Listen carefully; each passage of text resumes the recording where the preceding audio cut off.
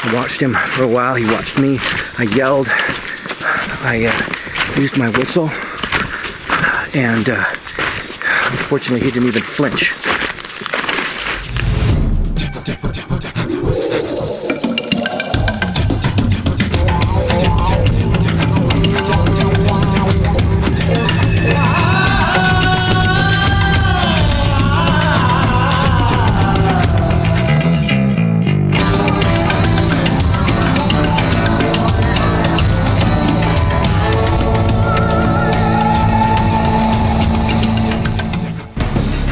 This time on Survivorman, I'm being sent to where I've always dreamed of going.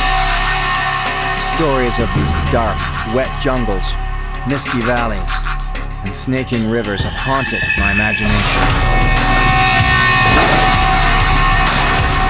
I'm heading deep into the Amazon jungle.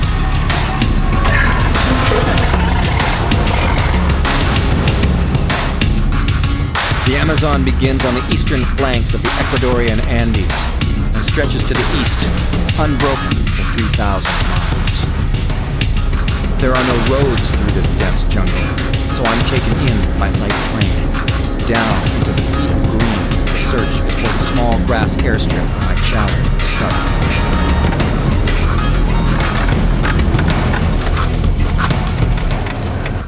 From here, I'll be taken in and dropped off alone into the jungle to survive. The Amazon jungle is an intense place. You've got no business coming here if you're claustrophobic. There are more dangers in the darkness than just snakes. And as I head upriver by dugout canoe, the mysteries and unknowns of the Amazon jungle begin to present themselves. There are 70 confirmed uncontacted tribes in the Amazon basin, and all of them are considered hostile. Anyone who's ever attempted to go in has never made it out alive, and I'm on the edge of the territory of one of those tribes. My Waorani guides are taking me further upriver from their tiny jungle village. The camera crew may be with me now, but once we're deep enough into the jungle, they'll lead me on the side of this river, completely alone. For the next 7 days, I'll have to survive in this jungle, make my way back to the village, and film it all myself. After a long day of poling upriver, a small sandbar is chosen. That's it.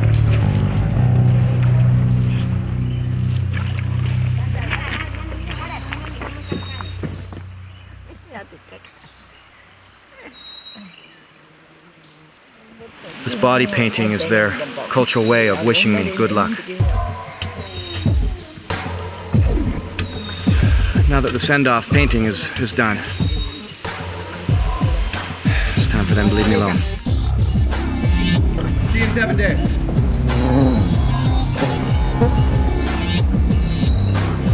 Somehow, before nightfall, I'll need to go up from the river and into the dark, wet jungle to build a shelter.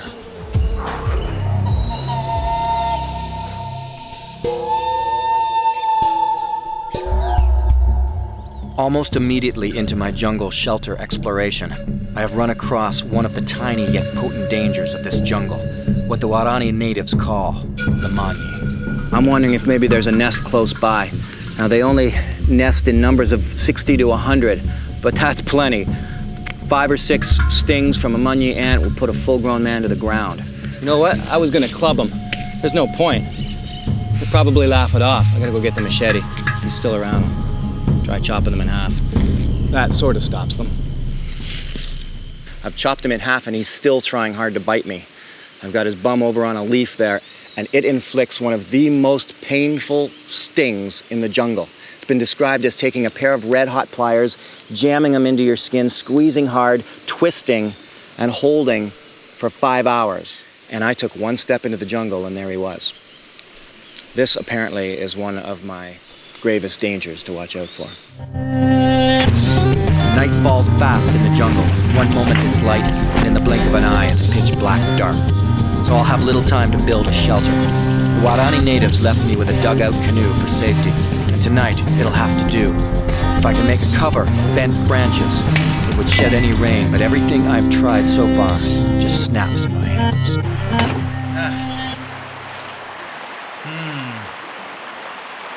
That's not working out so well. Completely exposed, lying in a dugout canoe in the middle of the Amazon jungle is not a good way to start the week. Here we go again. Any rain upstream will make the river rise dramatically, as much as 10 or more feet in just a few hours. So I'll have to remain vigilant in my watch of the water level, or my canoe could easily be swamped in the middle of the night. But something tells me I won't have much trouble staying awake tonight. It's not dark yet, but it's getting there. I'm in the middle of the Amazon jungle. My concerns tonight are going to be the rising of the river, if there's rains further upstream, and also Jaguar. There's 4 big cats out here. The ocelot and the margay cat aren't any concern of mine. There's also the puma, also known as the cougar or mountain lion, and the jaguar. I'll feel better sleeping in the canoe on the water, but without a fire. It's got me pretty nervous. I'm in the middle of the jungle.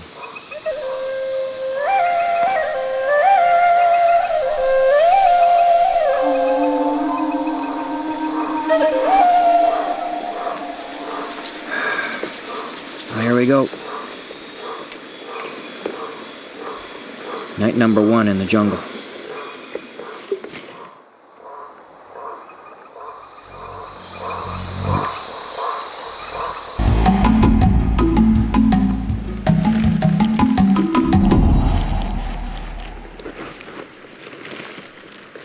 Well, this was my night. I felt very exposed all night long. At least I wasn't too cold. I'm not sure what was worse, the moths trying to land on me. All night long, moths were trying to land on my face. Or something I forgot to mention, vampire bats.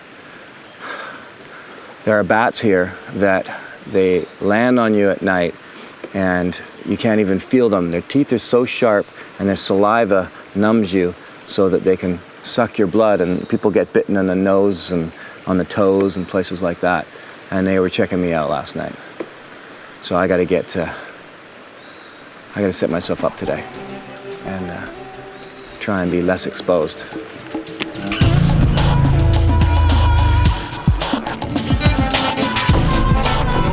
Keeping high-tech equipment like video cameras running in this heat and humidity is becoming quite a challenge. One camera is already shut down due to the condensation.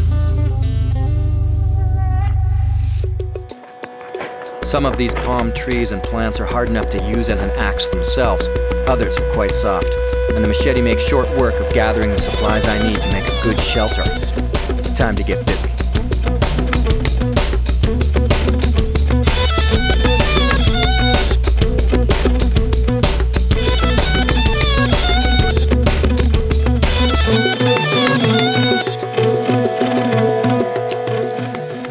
I'm told that there are some caterpillars that if they're smooth, probably like this one, that I might be able to eat them. But I'm also told that there are caterpillars here that can pretty much kill you if you touch them once. I don't think I'm going to take the chance. I can use the same knowledge here that comes from thousands of miles away to split these branches. It's the method used in North America by the Ojibwe to split spruce roots. The edges of these are razor sharp, so you've got to be really careful when you split them. I'm just gonna put all of these palm leaves on here, just like shingles.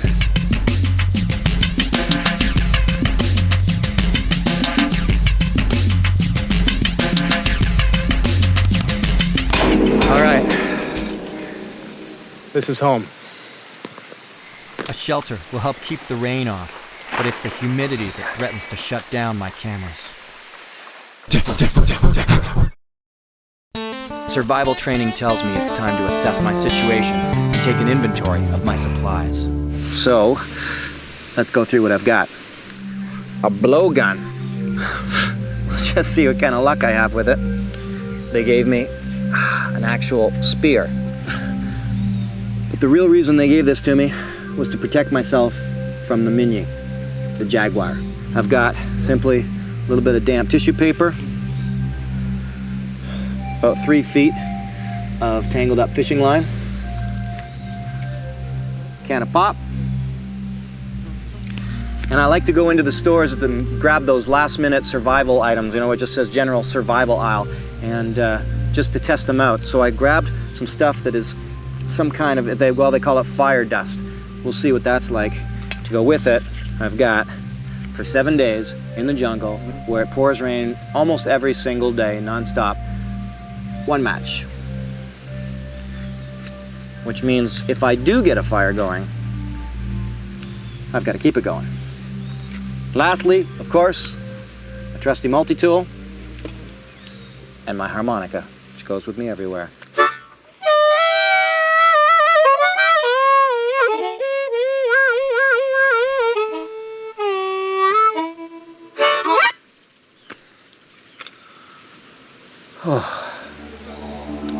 It's midway through day 2, in the middle of the Ecuadorian Amazon jungle.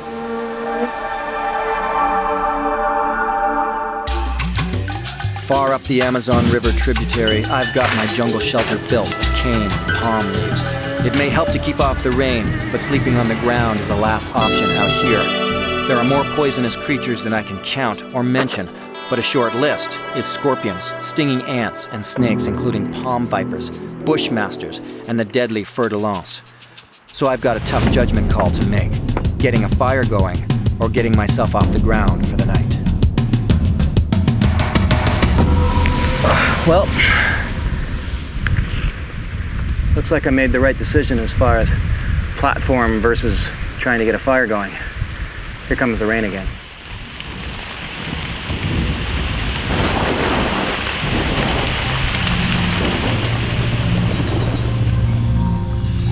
Another night in the jungle. I'm probably about 80 feet or so from the edge of the river. It's good that I didn't have to go too far to find a flat area to make the shelter. I don't have to worry about vampire bats tonight, but I do have to... What the heck? Oh, just a big cockroach. He's okay. But I do have to worry about spiders. Very much so snakes, scorpions, biting, stinging ants, and possible horde of army ants. So this platform, well, that's no guarantee, but at least it's going to help. Of course, it kind of has me laid out on a platter for any Jaguar might come by. I'm sleep with my boots on tonight. Oh, great. The bats are coming under the shelter. Middle of the night, and it's raining again. Just pouring down.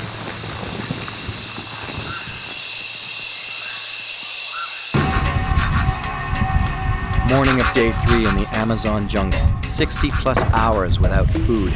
But the biggest problem is the ceaseless rain. Guess that's why they call this the rainforest.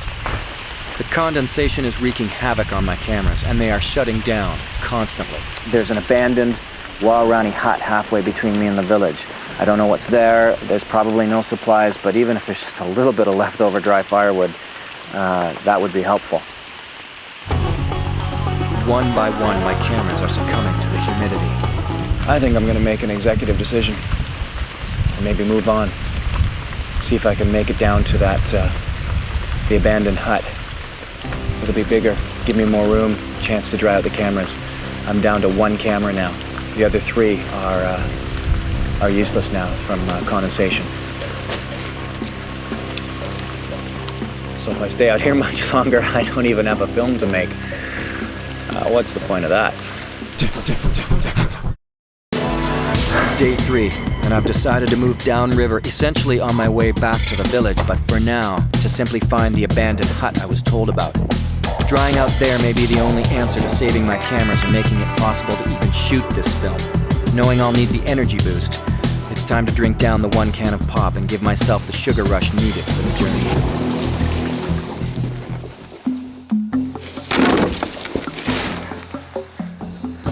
That should be it. I'm told the caiman, a creature a lot like the crocodile, is not much to worry about.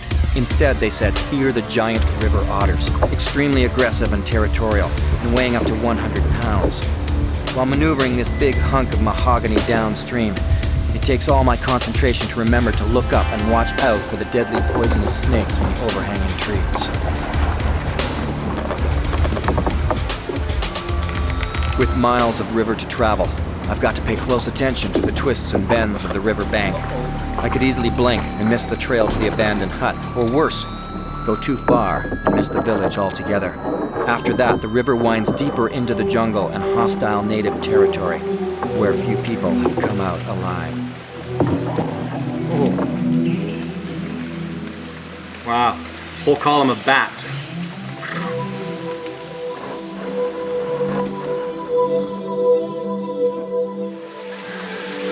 This looks like the spot. Climbing up steep riverbanks is one of the most dangerous maneuvers you can do in the jungle. You're face to face with prime snake habitat.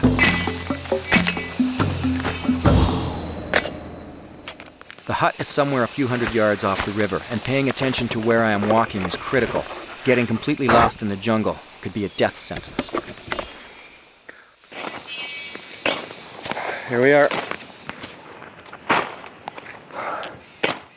Look at all these guys, they're everywhere.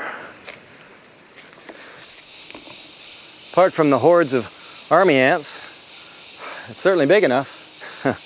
Heard of snakes on the plane? This is ants on the camera. Today I'm starting to feel the energy loss of having not eaten now for 3 days. So I guess the deal now is I'll try to get my camera gear organized, see if I can dry that out, and see if I can get a fire going. This is where I'm going to take my wood from, just some of the posts and poles that are holding up this rickety old shelter. I'm keeping my boots off to try and protect from foot fungus. Having them wet all day in this heat is not a good thing. Got to dry them out whenever you can.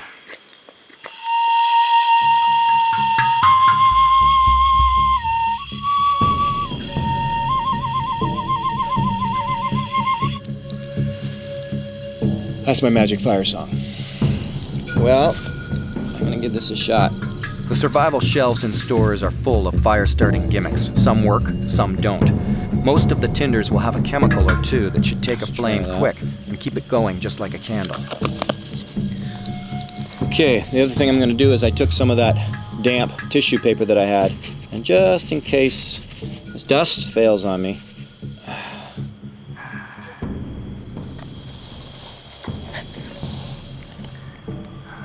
If it seems like it'll be easy with a match, it's not. Remember, I have only this one, and it, along with everything else, is damp.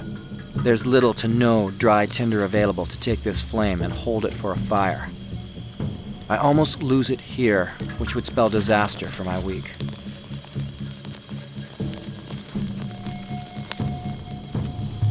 okay, so far so good with this dust.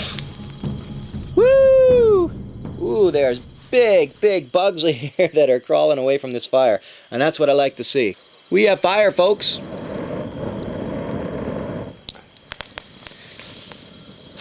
I'm gonna sleep well tonight, I hope. Mind you, I'm still on the ground. That's a problem. Heat'll probably bring the scorpions around. Well, that's the end of a good day. That was a good judgment call to come downstream and to opt for a better shelter over top of going for some food, trying to catch fish. I'm glad I'm here now. I can spread out and try to dry out a bit. This fire is fantastic. It doesn't guarantee any problem going away like Jaguar, but it sure helps. It should keep the bats down. I'm sharing this hut with bats and a horde of ants and a lot of spiders. But tomorrow I better build... Oh, smoke's going in my lungs here. Tomorrow I better build a platform and get up off the ground, because I'm sure there's still a lot of scorpions and snakes around. Okay. It was good to get here.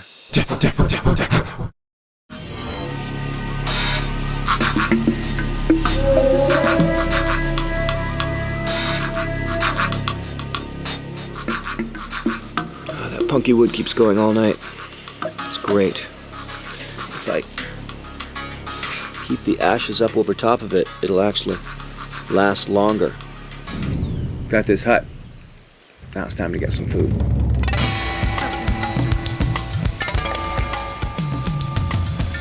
All right, I've walked this far upstream because there's a feeder stream just over there that's hopefully dropping food into the water for fish in this area.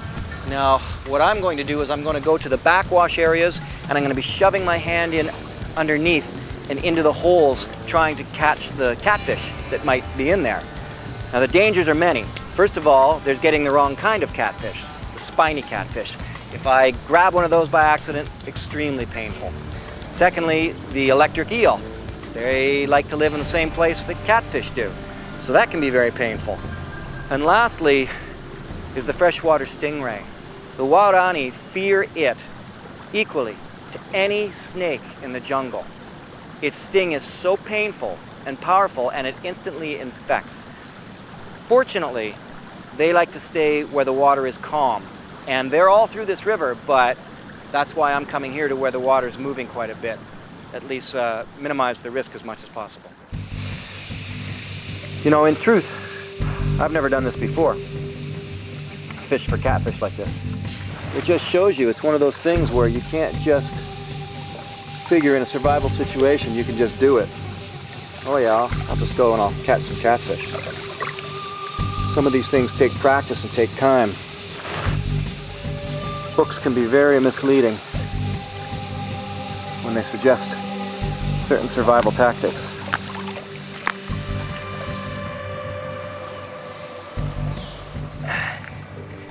Ouch. This is what I like to do. Shove my hand and my arm way deep inside a muddy, murky hole in an overhang in an Amazon jungle river. This is just what I like to do.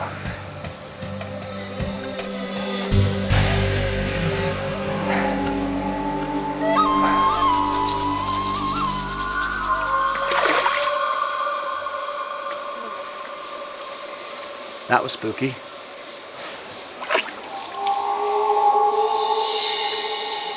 I don't know if I want to keep doing this.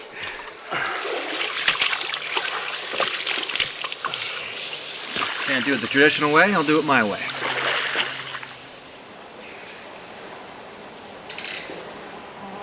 There we go. Got you up here, got you down there. Time to rip apart that pop can and see what I can make. Why do these guys like my shirt so much? I've got some friends. Today's show is brought to you by the number 3.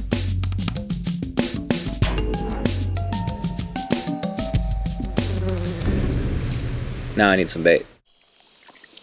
Surviving for days in the jungle without removing my boots is beginning to take its toll on my feet. Infection has begun. Okay, that's the infected toe.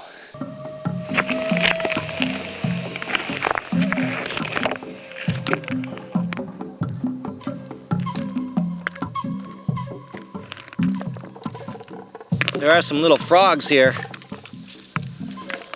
but you leave frogs alone in the Amazon jungle. There are frogs here that touch them once, touch your mouth, and you can die. They are highly, highly toxic. So I'm just staying away from any and all frogs, no matter what size, just to be sure. I can bet that this guy's going down. Oh good, I chopped him in half.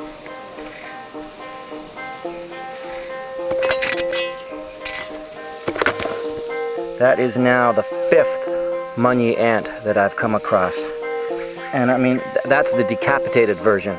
He has no head, and as I touched him with the stick, you can see that it's still trying to sting, even though it's been decapitated. Just like its head keeps trying to bite, even though it has no body left. These guys are mean. There we go. Hate to do it because it is a butterfly, but I gotta eat.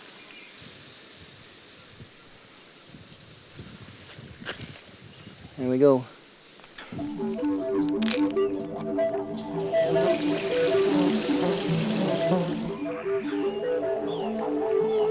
You know what? This area's... I can't get to it. It's just too deep, too strong. You try further downstream. Adventure racing is one of my passions. But a recent race has left me with a bad hip injury, and the jungle dampness is really affecting it, making survival harder than it should be. But you can't choose your times of peril. You can see how being sick or having an injury can really take its toll on trying to survive. I've got enough daylight left, but it's gonna hurt going upstream.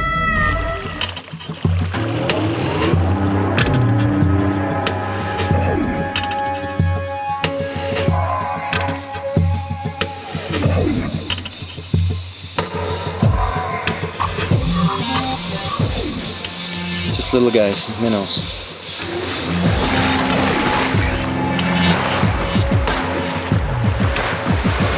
Okay, I'm at that spot where I tried fishing by hand where the freshwater stream comes in. I only have enough energy to try here for a bit and then I'll call it a day.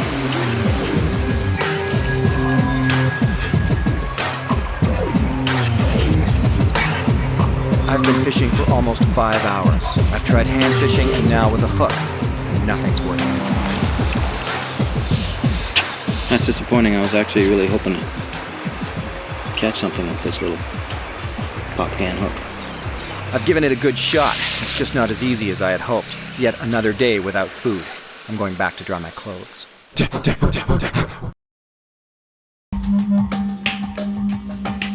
It's been 4 days with nothing to eat, but at the very least, I can keep my fire going and get myself up off the ground tonight.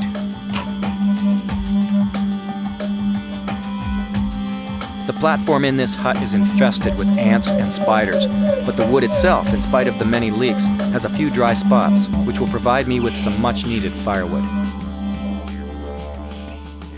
You know, until now, I've just been drinking water fresh from the river. And trust me, I've been paying for it. And then it occurred to me that I can do something else with this pop can. There we go.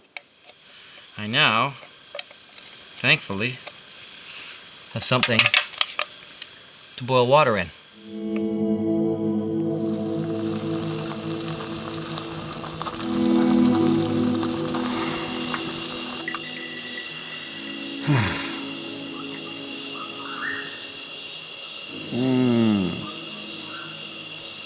Oh, wow.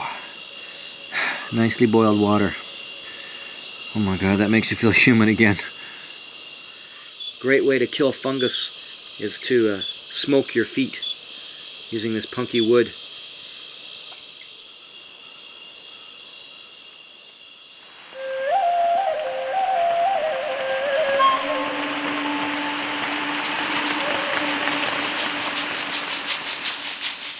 This is all fogging up again.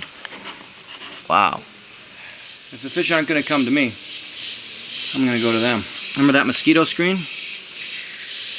Well, as luck would have it, in this part of the Amazon jungle, or at least this area of this river, there's no mosquitoes.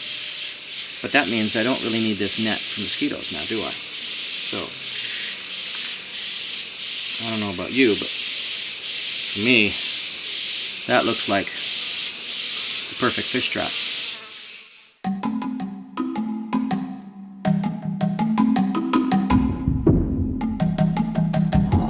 There you go.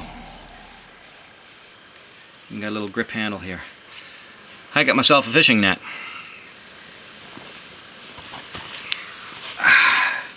These are my friends. I know they're my friends because they're with me through thick and thin every day. All day.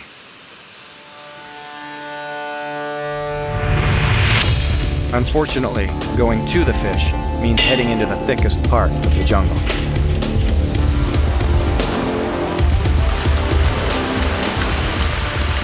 This was a spot I wanted to try fishing, but apparently the area is blocked by a zillion spiders. Ooh, here they all go. And I gotta cut my way through them. Yeah! The rains stop, then they continue, then they stop, and then they continue again. Survival in a rainforest.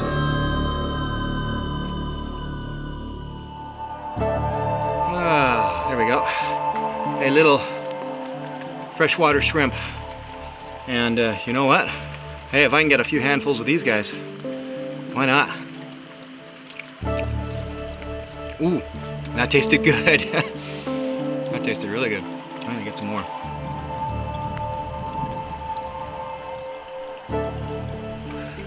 Shrimp number 2. My last one kind of bit my tongue when it went in. I didn't think they could do that, but the last one did. So you were getting chewed right away. Yes, you.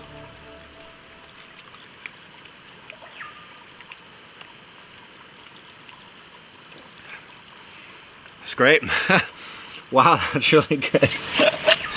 Can't believe I'm that happy for such a tiny little meal.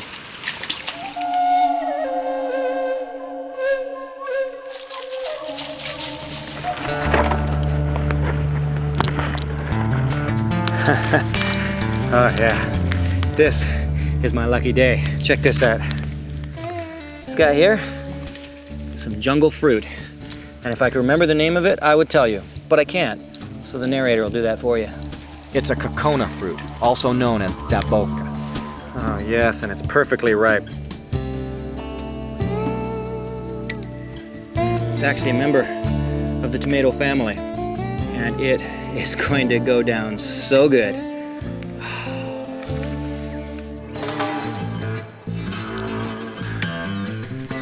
Now this is a little bit tricky to get to because the palm vipers like to curl up in these little spots here. Some more delectable jungle fruit.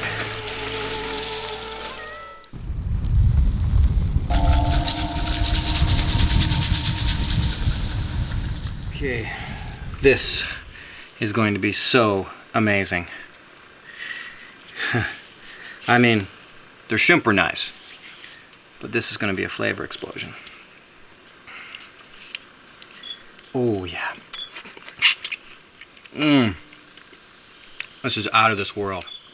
The daboka fruit tastes like a cross between a lemon and a tomato. Oh, oh. Oh my gosh. It's amazing. Oh, I'll tell you, that fruit was a fantastic boost to my energy. The tomato fruit and the liquid and those shrimp, just right to the bloodstream, you know. I've got the shirt dry and now I'm drying my pants over the fire.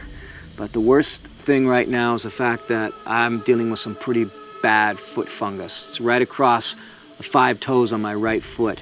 And I don't know, I'll have to see how that goes. If I end up getting real bad tomorrow with it, it's not worth losing any toes over, that's for sure. So I might have to call it if that's the case. 'Cause right now I got the feet fungus blues.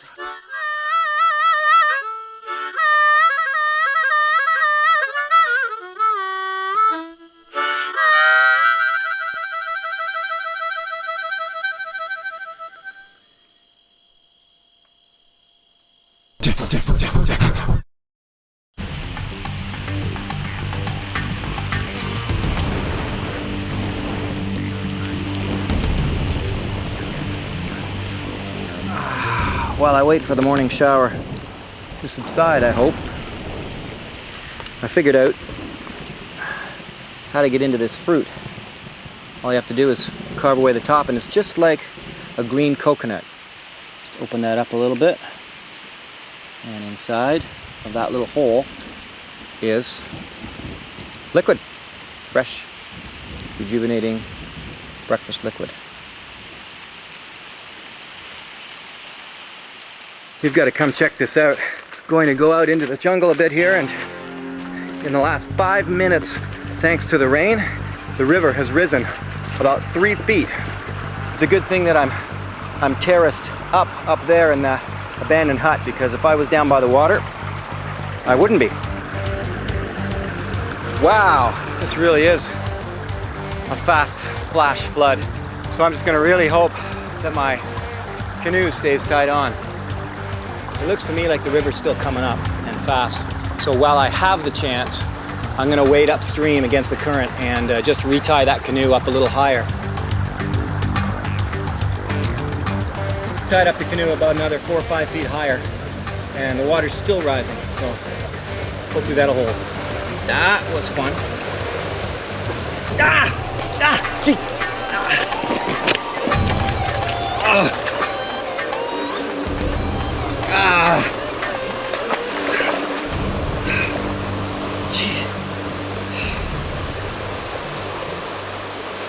It shows you, I left my shirt lying on the ground.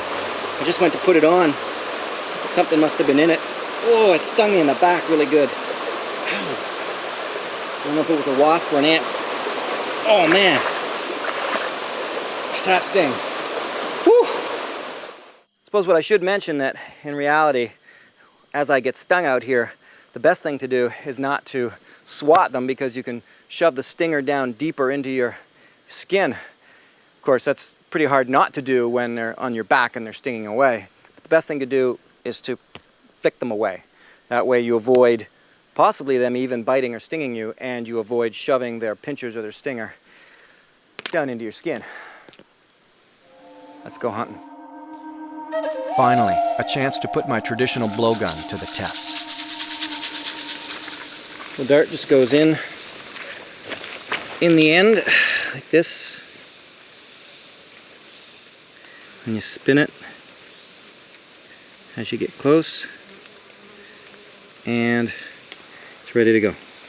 Well, let me show you what blowgun hunting actually consists of. Of course, first of all, blowgun itself.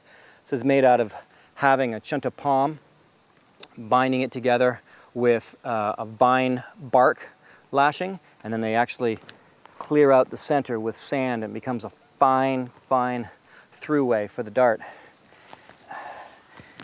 This is the package that comes with it. Little carrying case, inside it, the darts. Now, very straight, got to be straight as an arrow. They straighten them out in the field all the time, usually taking a knife and just shaving, bending, till they get a perfectly sharpened and straight dart. Now, this one here is finished. In fact, it already has the poison on it. It's got poison on this end.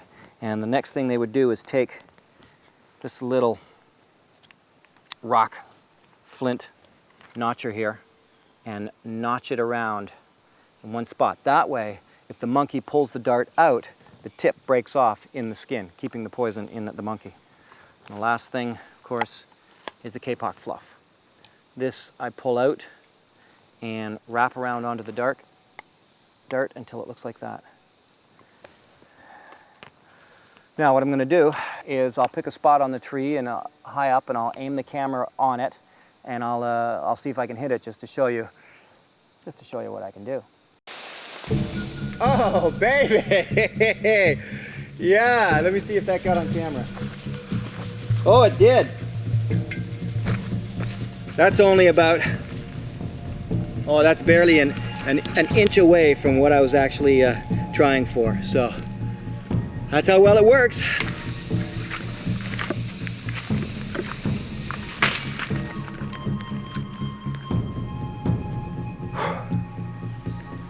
I think this spot will do just fine. The Amazon jungle is the most biodiverse place on the planet. More variety of species here than anywhere else. The jungle that, although dangerous, still is intensely beautiful. You know, many of the shots after game in the tree, whether it be monkey or birds or whatever, are taken almost completely straight up. And you have to be very careful that you don't look up to watch the dart coming back down. You can't see it. And many of the Waorani natives have lost an eye to the dart coming down. In fact, one man actually lost both his eyes because he did it again on another occasion. This involves hours of waiting. I can't head out on a long hunt looking for monkey, so I'm hoping to hit a passing bird. There are many, but none will land close enough for me to even get a shot away.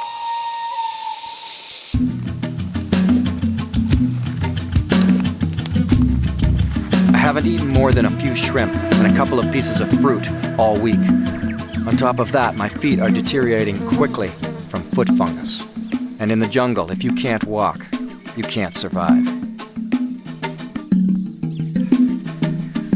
I was told that there was an old trail leading from my abandoned hut to the Waorani village, and it's here, and I found it. So that's good.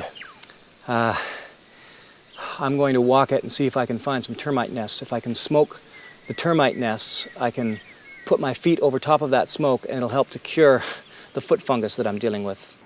There's something that I haven't mentioned yet, and I did off the top of the show, and that's that I'm positioned on the edge of one of the 70 uncontacted hostile tribes in the Amazon basin.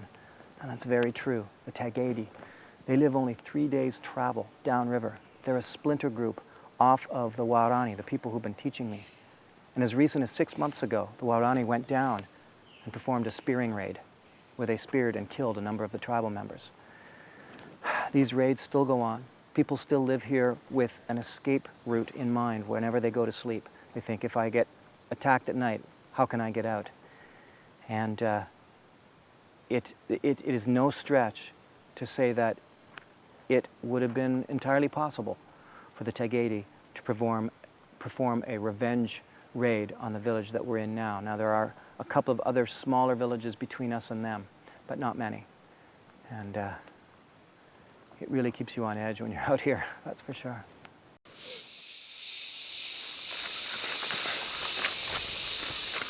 There we go. That's what I'm looking for. There we go. Wow, look at them all.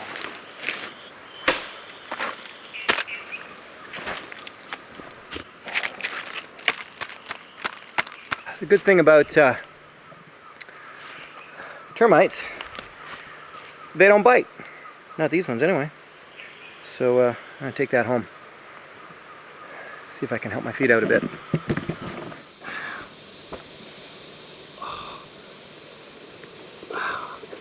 Man, a week solid of being muddy and wet. Oh, yuck.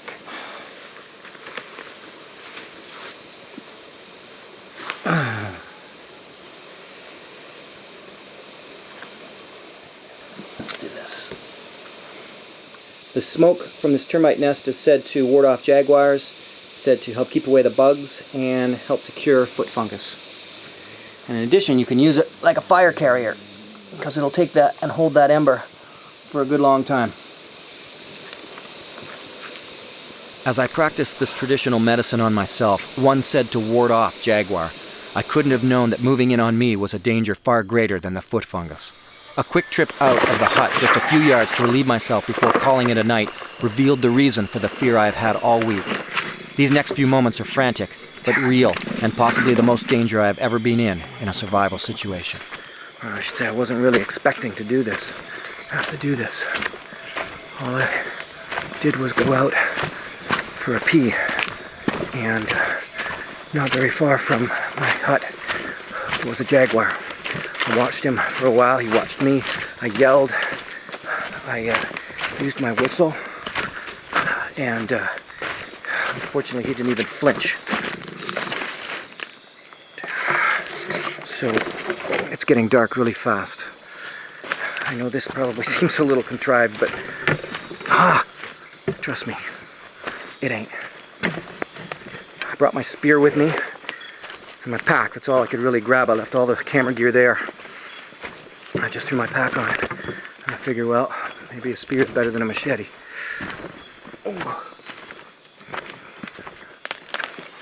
I can't see a single thing. I just got the screen flipped around so I can see where I'm going a bit. What bothers me about it is that it didn't run away when I tried to scare it. I mean, I spent a lot of time in black bear and wolf territory. Wouldn't even worry a bit. And but if a bear doesn't scare easily, then you have to be concerned. I've done my time in grizzly territory, but there's just something about a big cat who's interested in you that makes me nervous.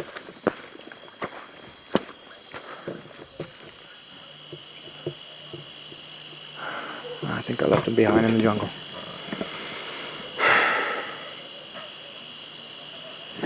I can hear people.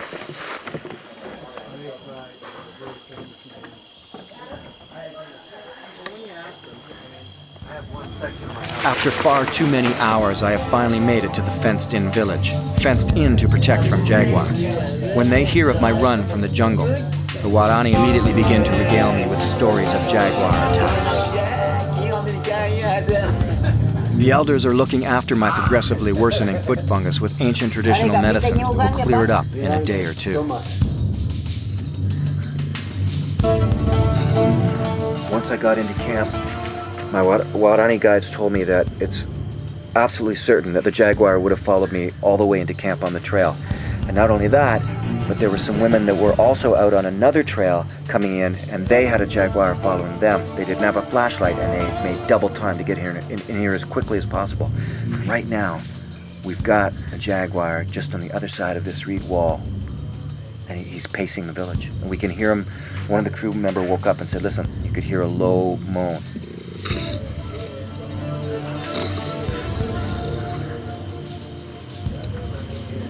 Glad I came here.